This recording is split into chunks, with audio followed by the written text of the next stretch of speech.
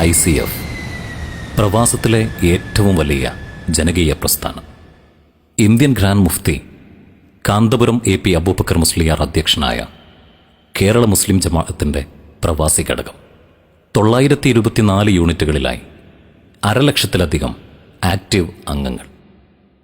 6 Gulf രാഷ്ട്രങ്ങൾക്ക് പുറമെ UK, Malaysia എന്നീ രാഷ്ട്രങ്ങളിലെ നഗരങ്ങളിലും മരുഭൂഗ്രാമാന്തരങ്ങളിലും വരെ സംഘടനയ്ക്ക് സാന്നിധ്യമുണ്ട്. ICF സമൂഹത്തിലെ ഗോൾഡ് കോളർ സംവിധാനമോ ക്ലബ്ബോ അല്ല. ബ്ലൂ കോളർ, വൈറ്റ് കോളർ ക്ലാസുകളെയും ഉൾക്കൊള്ളുന്ന അതിവിശാലമായ ഒരു പ്ലാറ്റ്ഫോമാണത്. ICF പ്രവാസത്തിന്റെ അഭയം എന്ന പ്രമേയത്തിൽ മനുഷ്യരെ മുഴുവനും അഡ്രസ് ചെയ്യുന്നതാണ് പ്രവർത്തന രീതി. പ്രവാസത്തിൽ ഏറ്റവും വരിക്കാരും വായനക്കാരുമുള്ള മലയാള മാസിക പ്രവാസി വായന പ്രസിദ്ധീകരിക്കുന്നത് ICF ആണ്. 4 രാജ്യങ്ങളിൽ അച്ചടിച്ച് 6 രാഷ്ട്രങ്ങളിൽ വിതരണം ചെയ്യപ്പെടുന്നു. ഗൾഫ് രാജ്യങ്ങളിലെ സിറാജ് ദിനപത്രത്തിന്റെ എഡിഷനുകളുടെ പ്രവർത്തനം നടത്തുന്നതും ICF ആണ്. 2 രാജ്യങ്ങളിൽ UAE-യിലും ഒമാനിലും ഏറ്റവുമധികം സർക്കുലേഷനുള്ള ദിനപത്രമാണ് സിറാജ്. UAE-യിലെ ആഭ്യന്തര മന്ത്രാലയത്തിന്റെയും ദുബായ് ഹെൽത്ത് അതോറിറ്റിയുടെയും മീഡിയ പാർട്ണറായി പ്രവർത്തിച്ച സിറാജ് ദിനപത്രം മലയാളികളുടെ ഇഷ്ടപത്രമാണിന്ന്.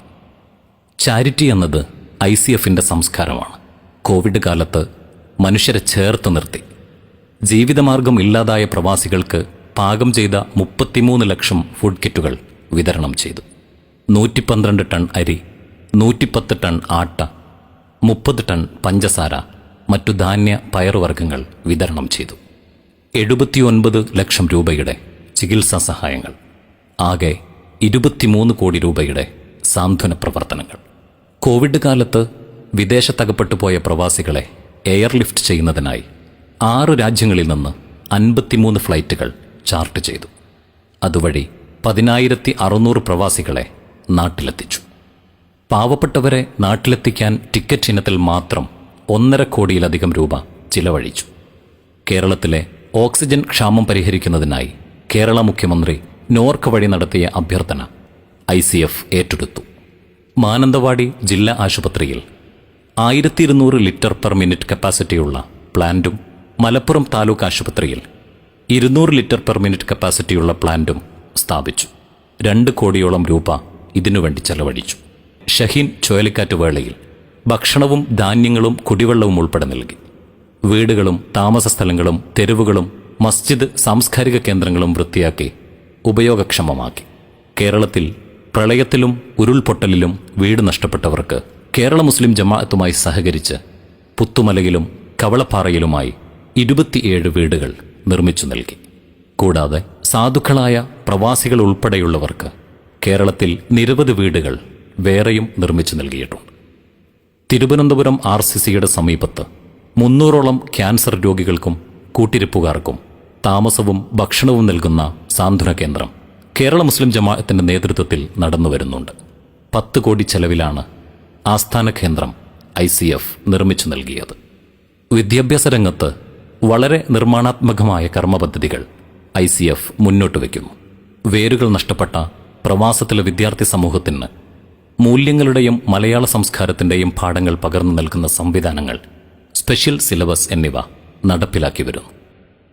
99 മദ്രസകൾ, 4 സ്കൂളുകൾ, 6 പ്രീ പ്രൈമറി സ്കൂളുകൾ, 9,012 വിദ്യാർത്ഥികൾ, 483 അധ്യാപകർ. പ്രവാസ ജീവിതം കൊണ്ട് വിദ്യാഭ്യാസം പ്രതിസന്ധിയിലായവർക്ക് തുടർ വിദ്യാഭ്യാസ സംവിധാനം. ഇന്ത്യയിലും വിദേശത്തുമുള്ള സർവകലാശാലകളുമായി അഫിലിയേഷൻ. വിപുലമായ ഭാഷാ പഠന സംവിധാനം. സോഫ്റ്റ് സ്കിൽ ഫാക്ടറി വഴി നൈപുണ്യ വികസനം. സ്ത്രീ ശാക്തീകരണ രംഗത്ത് ICF ഫലപ്രദമായി തന്നെ ഇടപെടുന്നുണ്ട്. 174 ക്ലാസ് റൂമുകളിലായി 6000-ലധികം കുടുംബിനികളും വിദ്യാർത്ഥിനികളുമുള്ള ഹാദിയ കോഴ്സ് പ്രവാസ ലോകത്തെ ഏറ്റവും ജനകീയമായ സ്ത്രീ വിദ്യാഭ്യാസ സംവിധാനമാണ്. Parenting, counselling, first aid, psycho തസവുഫ്, soft skill, home management, handicraft, kitchen farm തുടങ്ങിയ മേഖലകളിലും പരിശീലനം നൽകുന്നു.